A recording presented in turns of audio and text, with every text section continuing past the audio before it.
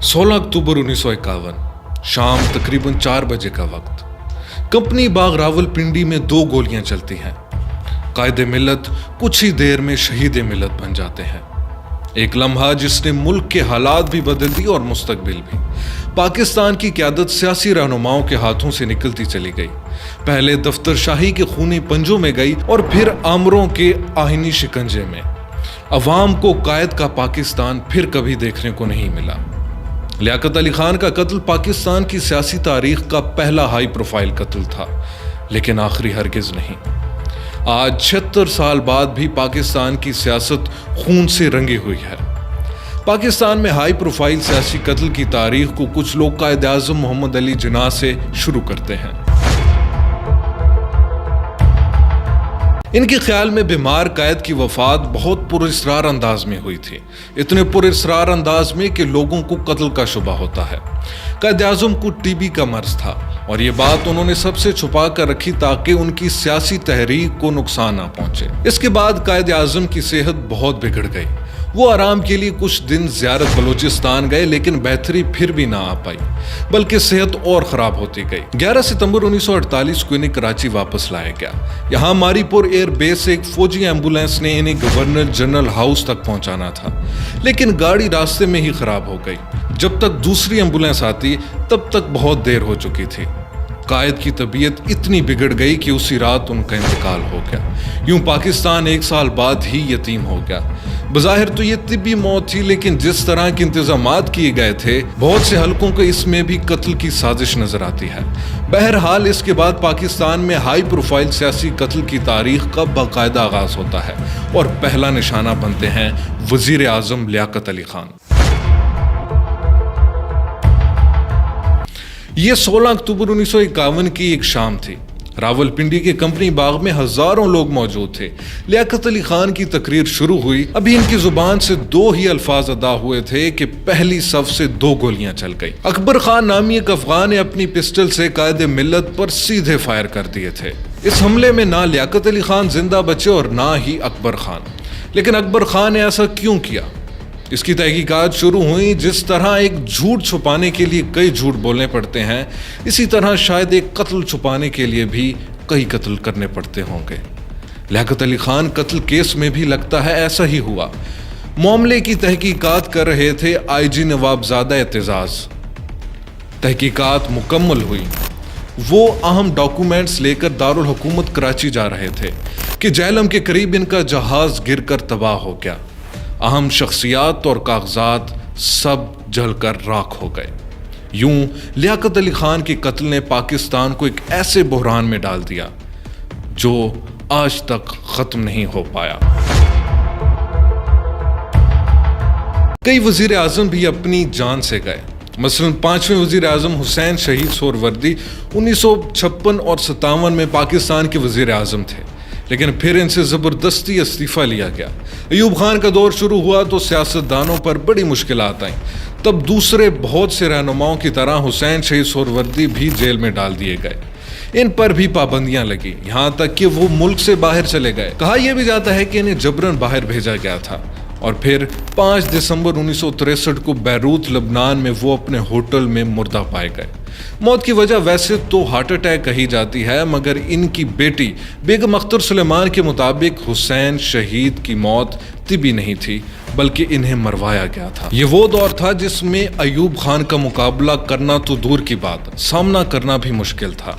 तब मुल्क को जरूरत थी एक ऐसी शख्सियत की जिसमें इतना अज़्म और हौसला हो, और ये फातिमा जिन्ना के अलावा कोई और नहीं कर सकता था कि पाकिस्तान की अहम रहनुमा जिन्होंने भाई की मौत के बाद बहुत कुछ बदलता देखा।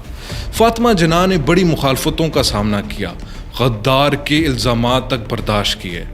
इनकी किताबें सेंसर हुईं, इन्हें रेडियो पर बात करने से रोका जाता रहा, लेकिन वो पीछे नहीं हटी। ये एक ऐसा दौर था जिसे पाकिस्तान की तारीख का डार्क चैप्टर कहना चाहिए। फातिमा जिन्ना ने आमिर जरनैल अयूब खान के खिलाफ इलेक्शन लड़ने का फैसला किया। मुल्क में हर तरफ एक ही नाम गूंज रहा था और वो था फातिमा जिन्ना का। लेकिन हैरान कुन तौर पर वो अयूब खान से इलेक्शन हार गई, और वो भी फॉर्म 47 की मदद से। اس کے بعد تو فاطمہ جناح کی زندگی عذاب کر دی گئی.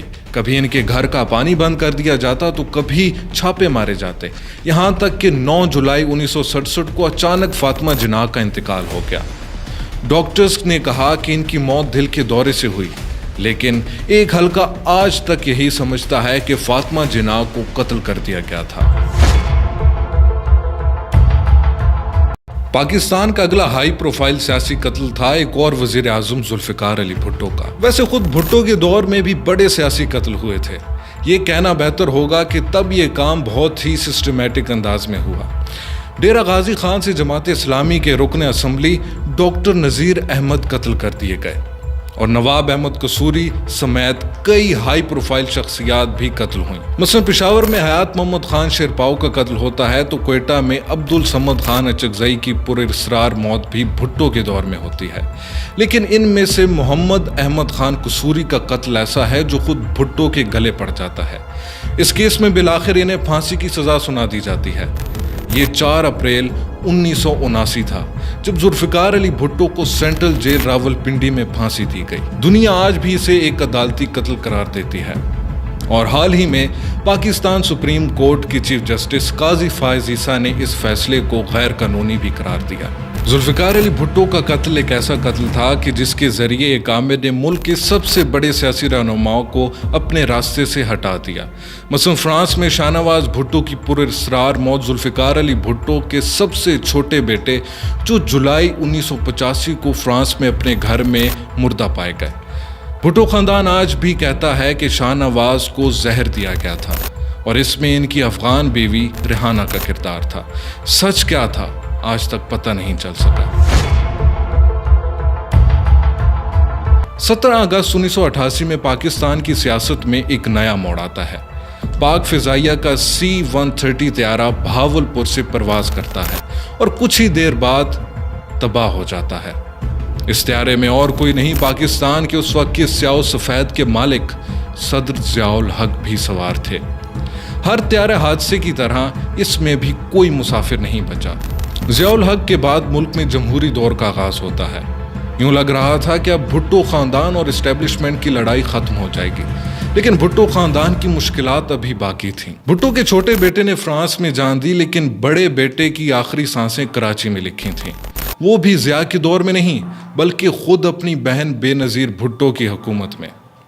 مرتضیٰ بھٹو نے اپنے والد کی پھانسی کے بعد ایک مزاحمتی تنظیم بنائی تھی جس کا نام الذوالفقار تھا.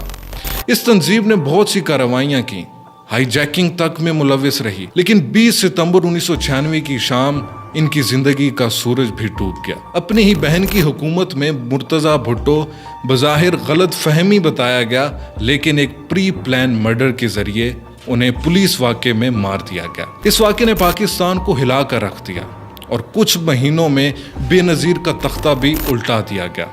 وہ پھر کبھی وزیر اعظم نہیں بن پائیں. چلیں اب چلتے ہیں 90 کے دہائی کے کراچی کی طرف، جہاں قتل ایک معمول بن چکا تھا. یہاں پہلا ہائی پروفائل سیاسی قتل ہوا MQM کے چیئرمین عظیم احمد طارق کا، تنظیم کے بانی اراکین میں سے ایک اور معتدل مزاج رہنما جو 92 آپریشن کے بعد انڈر گراؤنڈ چلے گئے تھے، لیکن پھر اچانک منظر عام پر آئے اور اعلان کر دیا کہ میں کراچی کو خون خرابے سے بچانے آیا ہوں. گولی اور گالی کی سیاست کو بھی خیر بات کہہ دیا، جو الطاف حسین کے فلسفے سے بالکل الگ تھا. اور الگ بات کرنے کا نتیجہ کچھ ہی عرصے بعد سامنے آ گیا. 1 مئی 1993 کو عظیم احمد طارق اپنے سسرال میں ٹھہرے ہوئے تھے جب آدھی رات کو چند نامعلوم افراد گھر میں داخل ہوئے اور کلاشنکوف کے برسٹ مار کر انہیں قتل کر دیا گیا.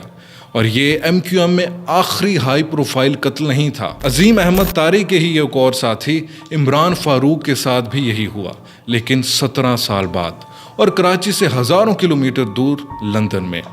یہ دن تھا 16 ستمبر 2010 کا. عمران فاروق کام کے بعد گھر واپس آ رہے تھے جب چند نامعلوم افراد نے ان پر خنجروں سے وار کیے اور قتل کر دیا. ڈاکٹر عمران فاروق کے الطاف حسین کے ساتھ تعلقات اچھے نہیں تھے، یہاں تک کہ انہیں 3 مرتبہ پارٹی سے بھی نکالا گیا تھا. عمران فاروق نے تو سیاست ہی چھوڑنے کا اعلان کر دیا تھا، لیکن پھر ایک روز اچانک انہیں قتل کر دیا جاتا ہے۔ پاکستان کی ہسٹری میں یہ قتل ذرا مختلف تھا، کیونکہ لندن میں ہوا تھا، اس لیے عمران فاروق کے قاتل کچھ ہی دن بعد گرفتار ہو جاتے ہیں اور 10 سال بعد انہیں عمر قید کی سزا سنا دی جاتی ہے۔ غالباً یہ کسی بھی پاکستانی سیاسی رہنما کے قتل کا واحد واقعہ ہوگا جو اپنی منطقی انجام تک پہنچا۔ مشرف دور میں ایک ایسا قتل بھی ہوا جس نے پاکستان کو ہلا کر رکھ دیا، وہ تھا بلوچستان کے سابق گورنر اکبر بگٹی کا۔ یہ پرویز مشرف کی آمریت کا دور تھا، ملک میں حالات ویسے ہی بہت خراب تھے، تب اکبر بگٹی نے قوم پرست سرداروں کے ساتھ مل کر صوبائی خود مختاری کا مطالبہ کر دیا، یہاں تک کہ اکبر بگٹی پہاڑوں میں روپوش ہو گئے۔ 26 اگست 2006 کو پاک فوج کارروائی کرتی ہے جس میں اکبر بگٹی اپنے ساتھیوں کے ساتھ مارے گئے۔ اس قتل سے بلوچستان میں وہ آگ لگی کہ آج تک پورا صوبہ ہی نہیں پاکستان بھی جل رہا ہے، اور اس دوران پاکستان کی تاریخ کا سب سے بڑا سیاسی قتل ہوتا ہے بے نظیر بھٹو کا۔ بے نظیر بھٹو اپنی ہی دور میں مرتضی بھٹو کے قتل اور پھر حکومت کے خاتمے کے بعد ملک چھوڑ چکی تھیں، یہاں تک کہ 2007 میں NRO کے تحت واپس آئیں۔ یہ دن تھا 18 اکتوبر 2007 کا، ایک خوشی کا دن جو غم کی شام میں بدل گیا، جب استقبال پر آنے والے درجنوں لوگ مارے گئے۔ تقریباً 2.5 مہینے بعد راولپنڈی کے لیاقت باغ میں ایک جلسہ ہوا۔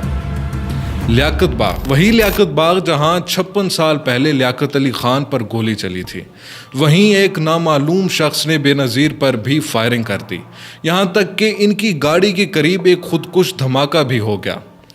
بے نظیر بھٹو بری طرح زخمی ہوئیں اور ہسپتال پہنچ کر دم توڑ گئیں۔ اس کے بعد وہ ہنگامہ اور انتشار پھیلا کہ جس کی کوئی نظیر نہیں ملتی۔ پنجاب کے گورنر سلمان تاثیر کے قتل نے بھی ملک میں بہت انتشار پیدا کیا۔